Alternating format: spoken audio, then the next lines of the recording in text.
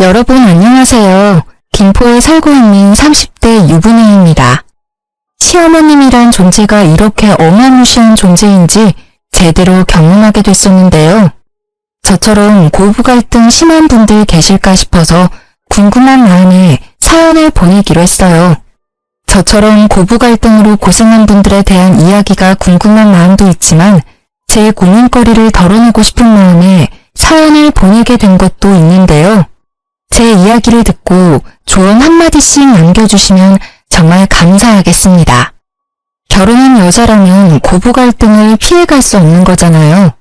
아무리 성격 좋은 시어머니와 며느리라고 해도 한 번쯤 고부 갈등을 겪는다고 하던데 전 몇 년 동안 제대로 경험하게 됐네요. 이게 말로만 듣던 시월드인가 싶기도 했고요. 남편은 외동아들로 형제가 한 명도 없는데요. 게다가 아버지 없이 살았다고 합니다. 어머님께서 18살 때 제 남편을 낳았다고 해요. 남편한테 직접 들은 얘기인데 어머님께서 어릴 때 같은 학교 남학생과 실수로 잠자리를 가졌고 그 후 오로지 어머님께서 남편을 책임졌다고 해요. 남자 쪽에서 당장 애 지우라고 요구했음에도 낙태 비용만 받고 결국 애를 지우지 않았다네요. 어머님은 그런 남자와 평생 살 바에 그냥 본인 혼자 책임지는 게 좋겠다 생각했다고 해요.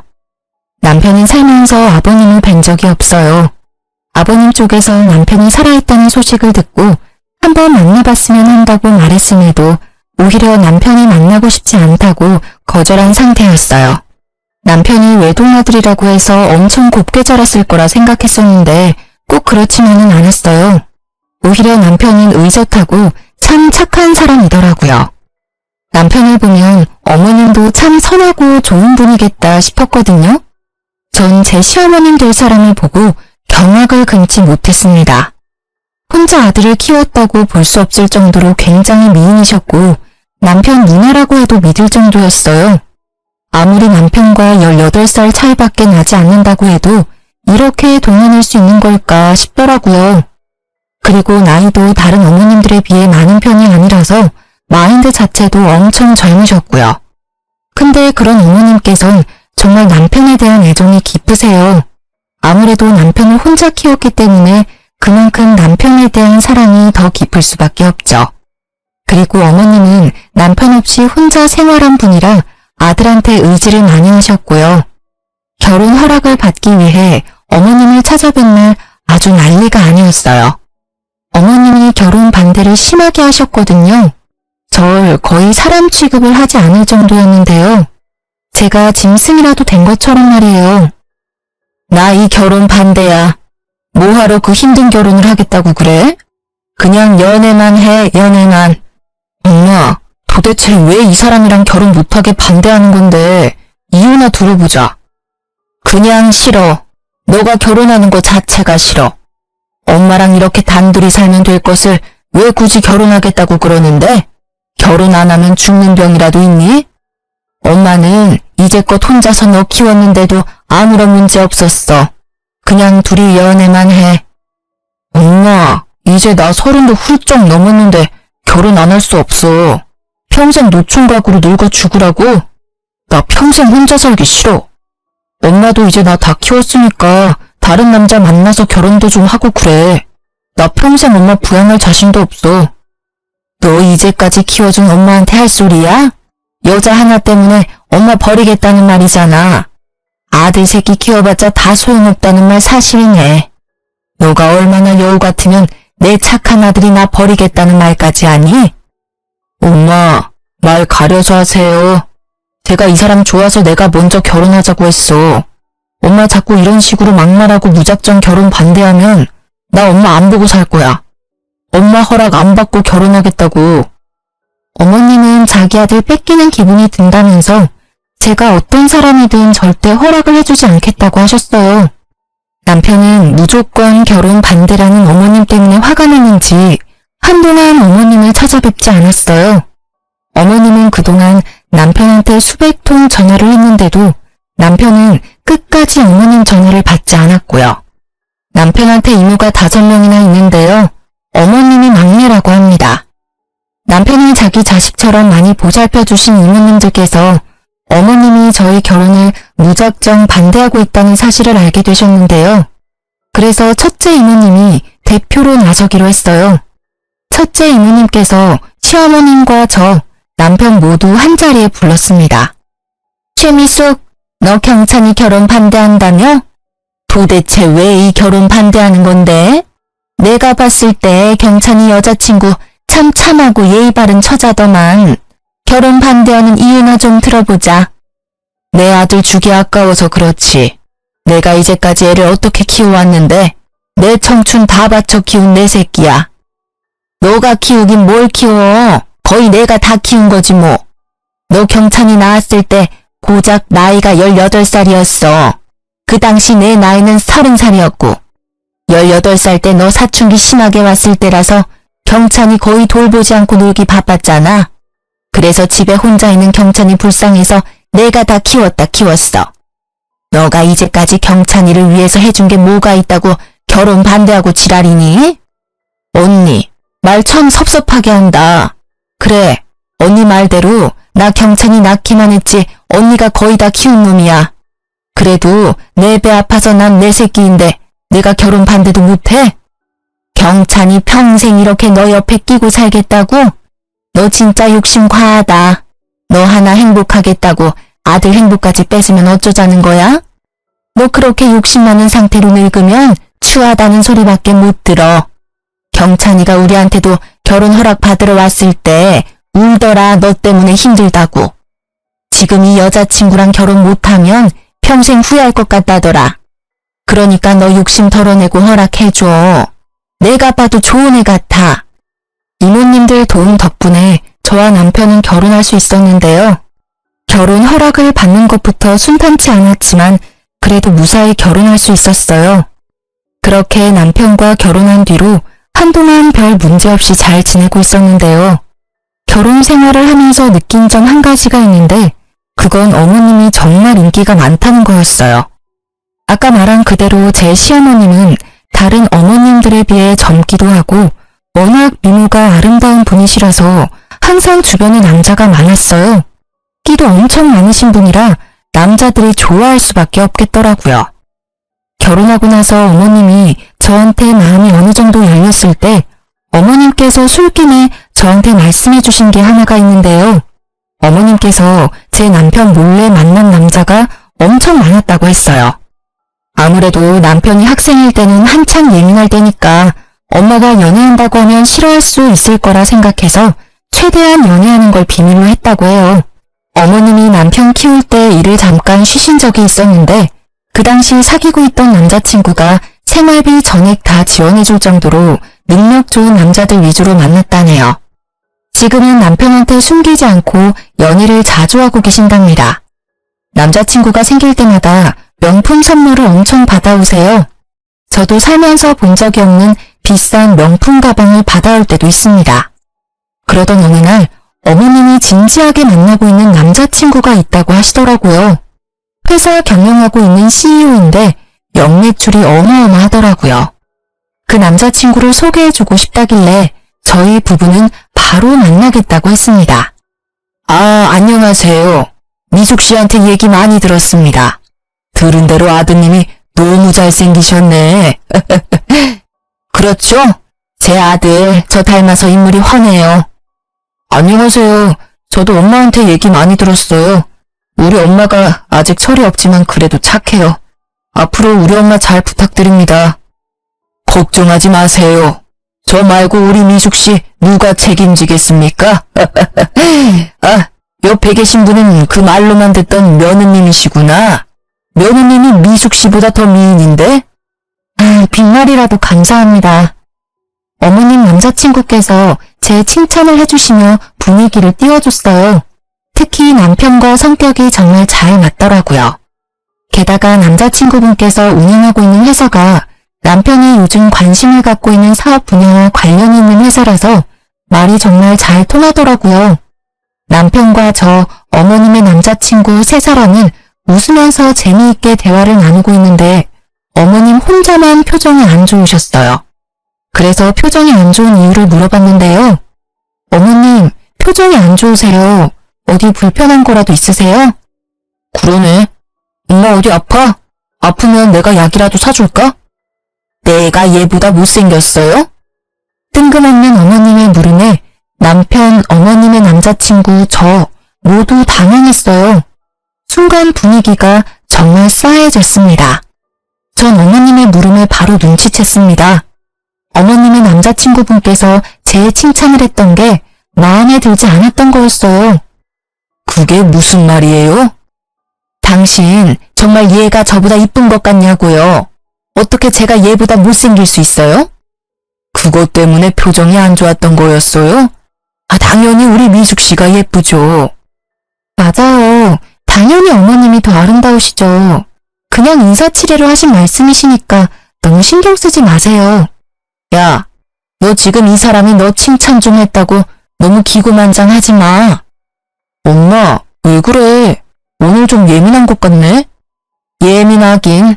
내가 틀린 말 한 것도 아닌데. 가뜩이나 얘가 내 아들 뺏어가서 그것 때문에 기분 언짢은데 이제 내 남자친구까지 뺏어갈 작정이네. 괜히 소개해준 것 같아.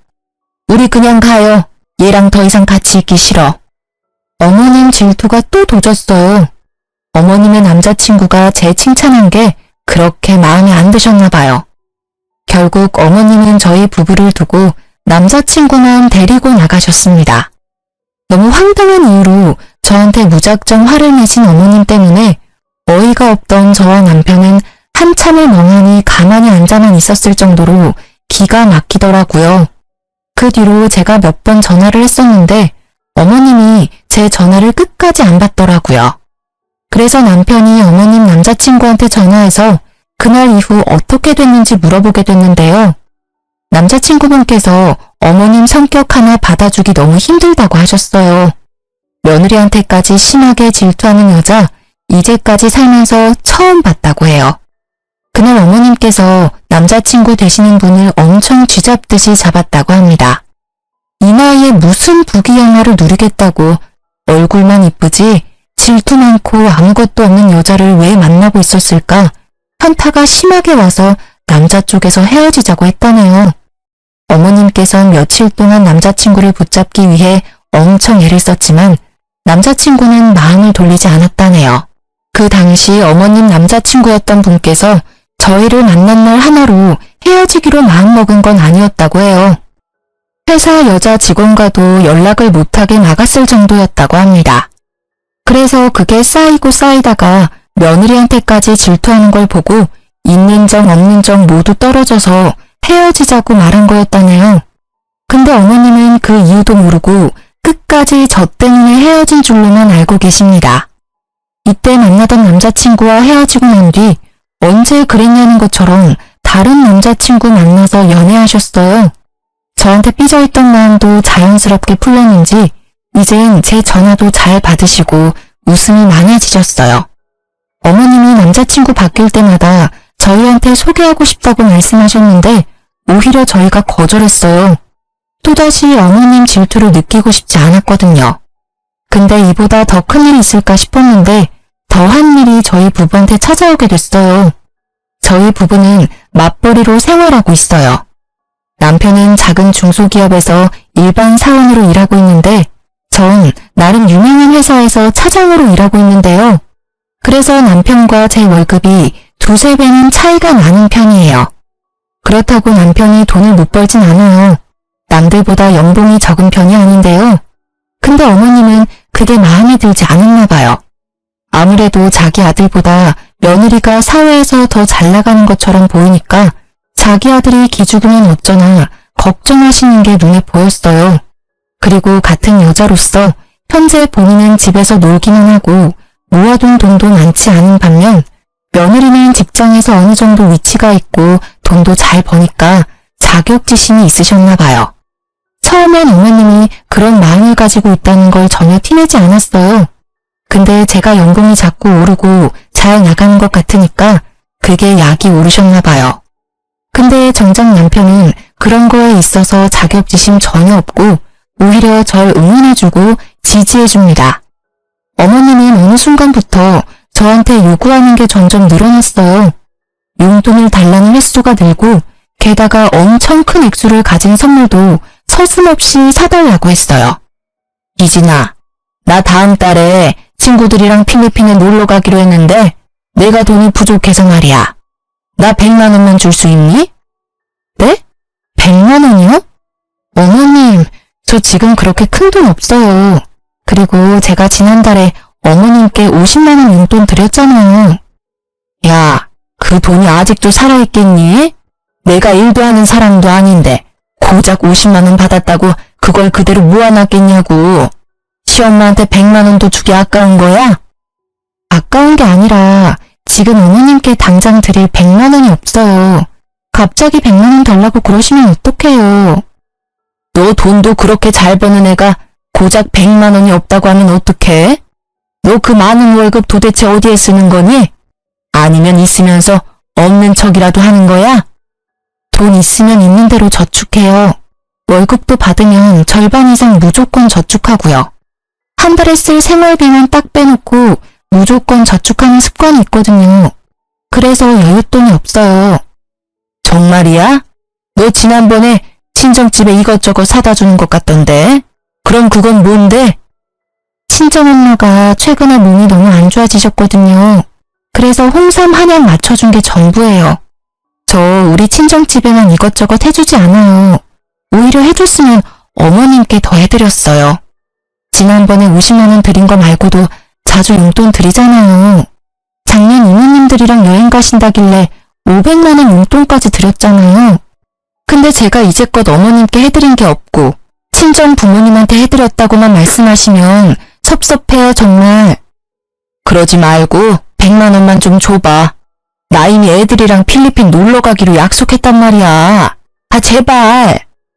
어머님 명품백 하나 팔아서 다녀오시면 되겠네요. 그리고 지난번에 첫째 이모님께서 어머님께 용돈 주셨다면서요. 야, 주기 싫으면 주기 싫다고 말을 해. 더럽고 치사해서 너한테 100만 원 안 받고 만다. 회사에서 차장으로 일하고 있다는 애가 왜 이렇게 치사하게 노냐? 돈 많이 번다는 거 순 다 뻥이네, 뻥이야. 너 어디 가서 돈 많이 번다는 말 하고 다니지 마라. 어머님은 절 졸지에 쫌생이로 만들었습니다. 아무리 돈을 많이 버는 사람이라도 항상 시중에 몇백만 원씩 가지고 있는 게 아니잖아요. 저도 돈이 있었다면 바로 드렸겠죠. 전 항상 저축을 하기 때문에 시중에 돈이 항상 많지가 않거든요. 당장 적금 깨서 어머님 여행을 보내드릴 수 없는 거잖아요. 이 사실을 저한테 듣게 된 남편은 화가 머리 끝까지 났습니다. 우리가 은행인 줄 아는 모양이라며 그날 바로 어머님께 따지더라고요. 엄마, 희진이한테 100만 원 달라고 했다며? 우리한테 그 큰 돈이 어디 있다고 그래. 희진이 돈 많이 벌잖아. 너보다 3배 이상 버는 걸로 알고 있는데 당연히 100만 원쯤 갖고 있는 줄 알았지. 있어도 그렇지. 그걸 왜 엄마한테 줘야 하는데? 희진이가 원래 돈 있으면 무조건 저축하는 습관이 있어서 급한 일이 아니면 되도록 그 큰 금액 그냥 가지고 있지 않아. 작년에 엄마 이모들이랑 여행 갔을 때도 그거 그냥 보내준 거 아니야. 희진이가 엄마랑 이모들 여행 보내주고 싶다고 1년 동안 여행 적금 따로 들어놨던 거였어. 희진이는 돈 있다고 막 쓰지 않아. 그렇게 계획적으로 쓴 덕분에 엄마 작년에 여행 편하게 다녀올 수 있었던 거였고 나도 이렇게 좋은 집에서 살 수 있는 거고. 잔소리하고 싶어서 찾아온 거냐? 듣기 싫으니까 그만해.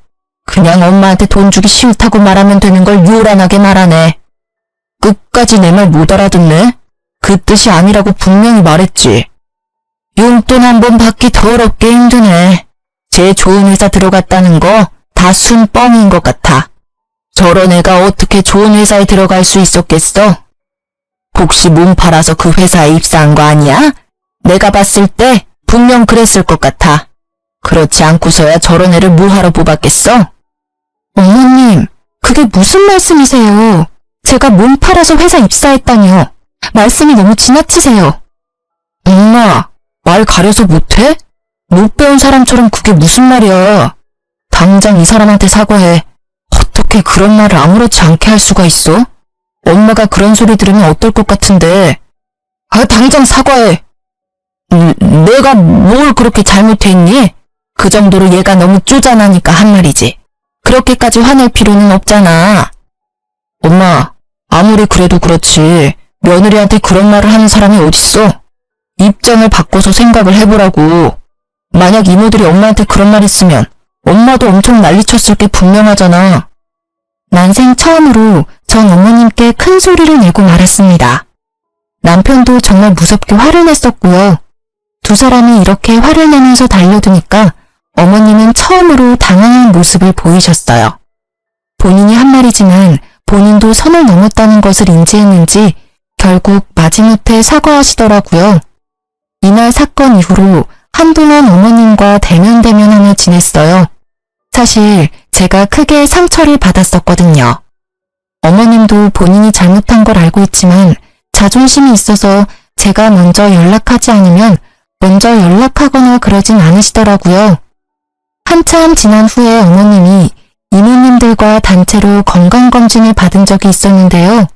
그 뒤로 검진 결과가 나올 때가 됐을 무렵에 어머님께서 근심 걱정 가득한 표정으로 저와 제 남편을 찾아온 적이 있어요.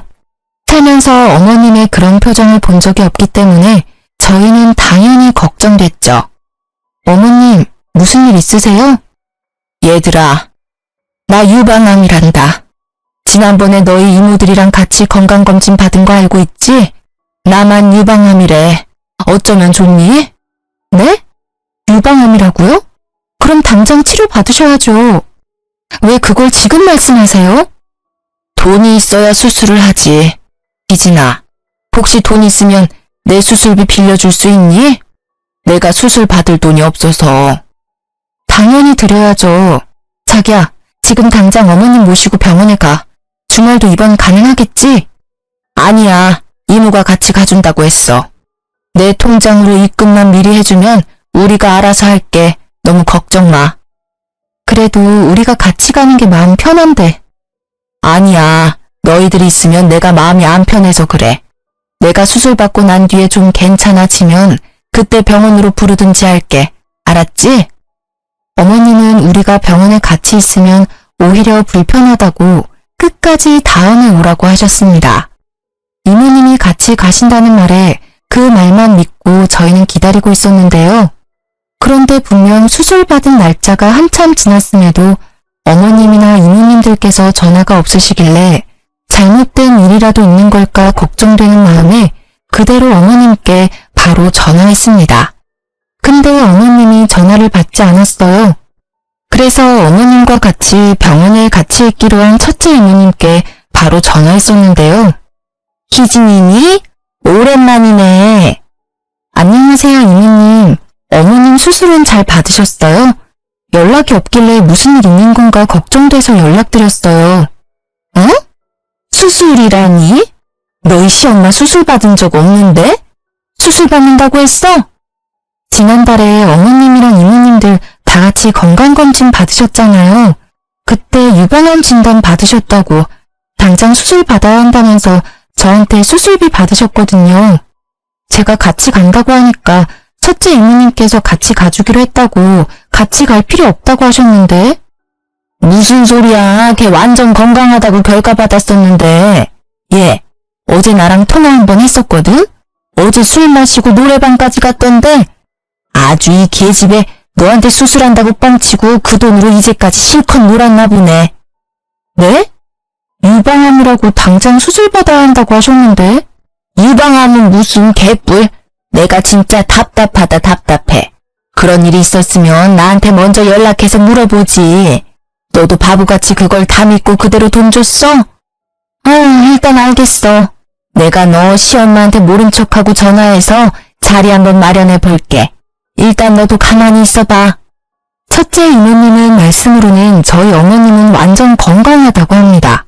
유방암 진단 받은 적도 없었고요. 전 그 말을 듣자마자 천불이 났습니다. 남편도 이 사실을 알고 정말 이 사람이 자기 엄마라는 게 정말 창피하고 죽고 싶다고 했고요.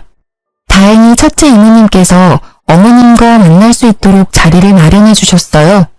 첫째 이모님 집으로 갔었는데 그 집에 시어머님이 계셨습니다. 저희를 보자마자 어머님은 굉장히 많이 놀라셨어요. 너희가 어떻게 여기... 엄마, 여기서 뭐하고 있어? 지금 병원에 있어야 할 사람이 왜 여기에 있냐고. 어머님, 당장 이게 어떻게 된 상황인지 설명해 주세요. 언니가 얘들 여기로 불렀어? 야, 너 애들한테 거짓말이나 하고 지금 뭐 하는 짓이야? 뺏을 돈이 없어서 자식들 돈을 빼서? 아이고 더럽다 더러워.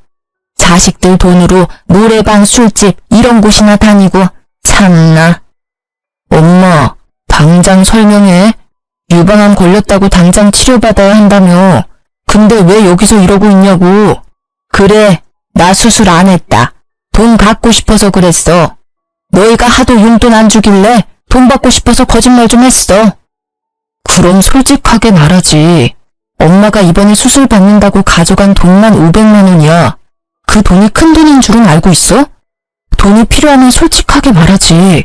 암에 걸렸다는 핑계로 돈 가져가면 어쩌자는 거야? 난 엄마 정말 암에 걸린 줄 알고 하루하루 얼마나 걱정했는데. 예전에 내가 100만 원 달라고 했을 때 그냥 줬으면 됐잖아. 그때 돈 달라고 했을 때 곱게 줬으면 내가 이런 거짓말도 안 했지. 넌 왜 항상 날 나쁜 년으로 만드냐? 어이없네. 지금 당장 500만 원 돌려줘요. 없어. 이미 다 썼는데 어떻게 주니? 그 돈 어디에 썼는데? 노는데 다 썼지. 어디에 쓰겠니?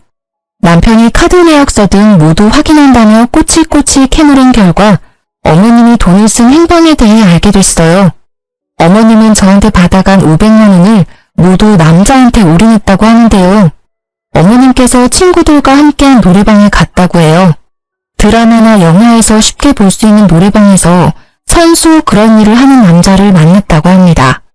그 남자는 고작 25살이라네요. 그런 남자와 놀면서 저에게 돈을 받은 지 일주일 만에 모두 다 썼다고 들었어요. 25살 남자 하나 때문에 그 많은 돈을 다 썼다고? 엄마, 미친 거 아니야? 나보다 어린 놈한테 미쳐서 500만 원을 그 자식한테. 어이없어서 말도 안 나오네. 얘들아, 내가 대신 사과하마. 내 동생이 정말 말도 안 되는 짓을 했네. 너 당장 애들한테 사과 못해? 사과 안 해. 내가 왜 사과해야 하는데? 엄마한테 그 정도는 줄 수 있는 거 아니야? 어머님, 그 돈 제 돈이에요. 어머님한테 당연히 드릴 이유는 없네요. 그 돈 당장 돌려주세요. 수술해서 그 돈 쓴 게 아니라면 당연히 돌려주셔야 할 돈 맞아요. 참나, 그 돈이 뭐라고. 그래, 내가 당장 줄게. 내가 돈이 없어서 못 주는 게 아니야. 나 이번에 새 남친 만났어. 그 남친 엄청 부자거든? 내가 지금 살고 있는 전셋집 빼서라도 갚는다 갚아. 500만 원이 뭐야? 그동안 너희한테 가져갔던 돈들 전부 갚을 테니까 앞으로 이런 식으로 사람 도둑년 취급하지 마. 정말 진심으로 반성하지 않나 보네. 엄마, 그 돈 당연히 갚아야 하는 게 맞고 앞으로 우리 볼 생각 절대 하지 마. 나 앞으로 엄마 안 보고 살래. 엄마 말대로 집을 팔아서라도 우리 돈 갚으세요. 분명 엄마 입으로 500만 원 말고도 그동안 우리한테 빌려갔던 돈들 전부 갚는다고 했다. 그러니까 늦기 전에 빨리 주기나 해. 어머님은 우리가 달라고 하지 않았는데도 이제껏 본인이 우리한테 가져갔었던 돈 전부를 갚는다고 하셨습니다. 남편한테 그 돈 전부 받아도 괜찮은 걸까 물어봤었는데 이제 엄마 안 보고 살 거고 어차피 남이 된 마당에 그 돈 맞는 게 맞다며 모두 받자고 했습니다. 남편은 어머님께 많이 실망하고 있는 정 없는 정 모두 떨어졌다고 하네요. 중간에서 지켜보고 있던 이모님께서도 차라리 보고 살지 말라고 그게 우리한테 좋을 것 같다고 하셨어요. 이날 이후 약 한 달이 지난 후 어머님이 제 통장에 1억이라는 돈을 입금하셨는데요. 어머님이 본인 입으로 말한 그대로 전셋집을 내놓았다고 하더라고요. 그렇게 돌려받은 전세금을 그대로 저한테 전부 주신 거였는데요. 돈이 입금된 이후 바로 문자가 왔습니다. 이 돈 받고 꺼져라.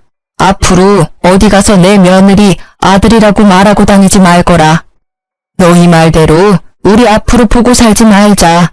나도 나 지켜줄 남자 잘 만나고 있으니 너희는 평생 그렇게 쪼잔하게 잘 살렴? 이런 내용으로 문자가 왔었어요. 참 유치하기 짝이 없습니다. 남편이 이 내용 그대로 어머님께 문자 받았다고 합니다. 이모님 말로는 어머님보다 5살 많은 회사 사장이라고 하는데요. 어떤 일을 하는지는 잘 모른다고 해요. 근데 이모님들이 보기에 관상이 안 좋다고 하시더라고요. 팔뚝에 문신이 한가득 있고 게다가 건들건들하게 다니는 걸 보니 건강한 일을 하는 사람은 아닌 것 같다고 했어요. 그래도 입고 다니는 옷이나 끌고 다니는 차를 보니까 돈이 많은 사람처럼 보인다고는 했어요. 그래서 시어머님께서 전세금을 우리한테 선뜻 내준 이유가 다 있어 보인다고 해요. 그렇게 어머님과 거의 1년 가까이 안 보고 지내고 있었어요. 이모님들과는 꾸준히 연락했었고요. 아무래도 이모님들이 제 남편한테는 친어머님과 같은 분들이기 때문에 저희가 항상 감사한 마음으로 잘하려고 노력하고 있어요. 이모님들도 어머님과는 절연했어도 자기들이랑은 그럴 필요 전혀 없다고 오히려 저희를 더더욱 잘 챙겨주세요. 그런데 어머님께서 울면서 저희한테 찾아온 적이 있었는데요. 거의 1년 만에 어머님을 뵀던 거였어요. 갑자기 찾아온 어머님 때문에 저희는 엄청 당황했었는데요. 얘들아, 오랜만이다. 1년 만에 갑자기 찾아와서 놀랬지? 무슨 일로 여기에 오셨어요? 저 어머님이랑 할 말 전혀 없는데요. 그래, 당연히 너 입장에선 내가 꼴도 보기 싫은 게 당연하다. 그래도 내가 너희한테 사과하고 싶어서 얼굴에 철판 깔고 찾아왔다. 늦었지만 내 사과 받아줄 수 있겠니? 왜 이제 와서 사과하세요? 부자 남자친구 만났다고 더 이상 우리 필요 없다고 말씀하신 분이 어머님이셨어요. 사실 나 갈 곳이 없어. 한동안 모텔에서 지내긴 했었는데 여자 혼자서 모텔에서 지내려고 하니까 좀 무섭기도 하고 돈도 돈대로 나가서 결국 너희한테 염치 없이 이렇게 찾아왔네. 어머님, 저희 어머님 사과 받아줄 생각 죽어도 없고 앞으로 이렇게 찾아오는 일 절대 없었으면 해요. 당신 생각은 어때? 나도 그렇게 생각해. 엄마, 아니, 아주머니, 당장 나가주세요. 남자한테 눈 멀어서 우리 필요 없다고 말한 사람이 아줌마였어요. 돈 많은 남자친구는 어디에 두고 왜 저희한테 찾아오신 거예요? 본인 집까지 팔아서 그 돈 저희한테 전부 줄 때는 언제고. 나 사기당했다. 지금 그 새끼 때문에 내가 이렇게 됐다고. 나 너무 힘들어. 이럴 때 생각나는 사람이 너희들 뿐이라서 용기 내고 찾아왔어. 아줌마가 사기를 당했든 뭘 했든 그 사연 들어주고 싶지 않아요. 당장 이 집에서 나가주세요. 돈이랑 남자한테 눈 멀어서 간 아줌마랑 더 이상 엮이고 싶지 않다고요. 혹시 얼굴도 모르는 제 아버지랑도 이런 식으로 만나서 저 나온 거예요? 딱 봐도 그림이 나오네. 내가 그런 인간들 사이에서 나왔다니. 지금 당장 이 집에서 나가지 않으면 저 경찰에 신고합니다. 당장 나가주세요. 어머님은 끝까지 나가지 않고 오열을 하시길래 참다 못해 남편은 결국 그런 어머님을 끌고 나갔습니다. 그리고 그날 저녁 첫째 이모님과 전화를 하게 됐었는데요. 이모님들은 어머님과 자주 만나지는 못했었지만 연락은 꾸준히 했다고 해요. 이모님께 듣게 된 어머님의 근황은 생각보다 충격적이었는데요. 전셋집을 팔고 1억이란 큰 돈을 저희한테 주고 난 뒤 몇 달 동안은 큰 문제가 없었다고 해요. 어머님과 남자친구는 서울에 있는 비싼 아파트에서 같이 동거까지 했었을 정도로 사이가 좋았다네요. 근데 그 이후로 남자친구한테 문제가 생겼다고 합니다. 알고 보니 어머님의 남자친구가 주가 조작을 하면서 회사 경영을 하고 있던 인물이었더라고요. 결국 이 문제로 경찰서에 자주 드나드는 것 같더니만 결국 감옥에 갔다고 하는데요. 어머님과 같이 살고 있는 집은 물론이고 남자친구의 차, 건물, 땅 등등 한순간에 사라졌다네요. 그동안 어머님이 남자친구한테 받았던 명품들을 모두 팔아서 입에 풀칠하며 살았다고 해요. 그 돈이 모두 떨어져 결국 저희한테 찾아왔다고 합니다. 명품들 모두 판 돈까지 전부 다 썼으니 땡전 한 푼 없는 거지가 된 꼴이죠. 저희가 받아주지 않은 뒤 어머님은 이모님들 집에서 돌아가며 지내고 있다고 해요. 처음에는 첫째 이모님 집에서 6개월 정도 살았는데 그동안 생활비 한 푼 내지 않고 집에서 빈둥거리니까 첫째 이모님이 그 꼴이 보기 싫어서 내보냈다고 들었어요. 그 뒤로 어머님은 둘째, 셋째 이모님 등등 모든 이모님들 집에 돌아가며 지내다가 이모님들 전부 어머님 꼴도 보기 싫다고 앞으로 이렇게 멋대로 살 거면 자매고 뭐고 그딴 거 다 무시하고 모르는 사이로 지내자고 하셨다네요. 결국 언니들까지 잃게 된 어머님은 갈 곳이 없고 돈도 없어서 식당에서 일하게 됐다고 합니다. 식당에서 숙식 제공 모두 해준다고 해서 거기에서 일을 하게 된 거라고 하더라고요. 한 번도 일을 제대로 해본 적이 없어서 맨날 혼나가면서 일한다고 했어요. 언제 한번 우연히 첫째 이모님이 동네 식당에 가서 어머님이 일하고 있는 걸 발견했다고 했어요. 그래서 어머님이 식당에 일하고 있다는 사실을 알게 된 거였고요. 하필 어머님이 일하고 있는 식당이 아저씨들이 많이 다니는 식당인데요. 가끔 밥이랑 술을 같이 드신 아저씨들께서 어머님께 많이 치근덕거리는 모양이에요. 아무래도 어머님이 연세에 비해 동안이고 이쁜 편이니까 아저씨들이 많이 그러시는 것 같아요. 그걸 또 참고 일하고 있다네요.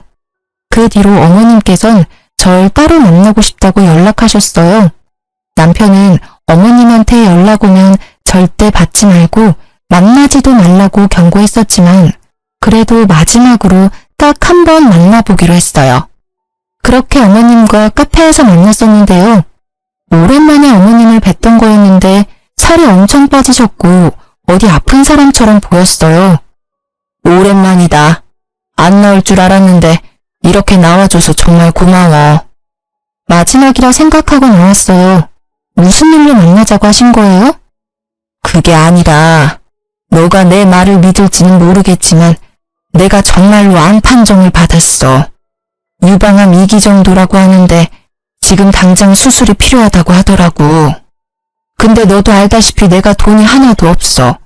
그래서 병원 치료 받을 수가 없는데 혹시 괜찮다면 병원비 좀 빌려줄 수 있니? 어머님, 또 돈 달라고 저 부르신 거예요? 예전이랑 같은 수법으로 저한테 돈 달라고 하시네요. 그때도 유방암 걸렸다고 저한테 돈 빌리셨잖아요. 그 말을 또 믿으라는 건가요? 돈이 필요하면 색다른 방법으로 빌리시지 또 암에 걸렸다고 하시면 어떡해요? 정말 암 맞아. 너가 증거 내놓으라고 하면 내가 병원에 가서 진단서 갖고 올게. 정말 유방암 맞아. 나도 더 이상 너한테 돈 얘기 절대 안 하고 싶은데. 어머님, 앞으로 저한테 돈 달라고 연락하는 일 없으면 좋겠고 얼굴 보자는 연락도 절대 하지 마세요. 그냥 저한테 연락 자체를 하지 마세요. 오늘은 그냥 마지막으로 얼굴 뵙기 위해 나온 겁니다. 정말 암이라면 이모님들께 연락을 하든 뭐든 무슨 방법을 써서라도 수술 받으시고요. 어머님을 카페에 두고 전 바로 집으로 갔습니다.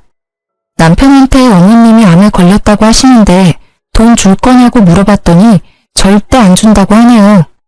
남편도 마찬가지로 어머님이 암에 걸렸다는 걸 믿지도 않았고요. 이모님들도 어머님의 전화를 일절 받고 있지 않다고 하더라고요. 이모님들도 어머님한테 하도 당한 게 많아서 진절머리가 난다고 하더라고요. 암에 걸렸다는 사실을 이모님들께도 알렸는데 그게 진짜인지 아닌지 본인들이 알 방법이 있냐면서 정말 아프면 본인이 알아서 해결할 거라고 절대 신경 쓰지 말라고 하셨어요. 그 뒤로 어머님이 어떻게 살고 있는지는 전혀 모르는 상태인데요. 워낙 미모가 출중하신 분이라서 새로운 남자친구를 만나 잘 지내고 있을지 수술을 받았을지 모르겠지만 식당에서 고생이란 고생은 전부 하신 분이라서 예전처럼 남자 만나기는 쉽지 않을 것 같아요. 실제로 식당에서 일한 뒤로 한 번도 남자친구를 만나지 못했다고 하는데 지금은 어떻게 됐을지 모르겠어요. 부모와 자식이 절연하며 지내는 게 정말 가능한 일인지 상상이 안 갔었는데 그런 말도 안 되는 일이 저희한테 생길 줄은 전혀 몰랐어요. 남편도 항상 하는 말이 자신에게 이런 일이 생길 줄은 꿈에도 몰랐다고 해요.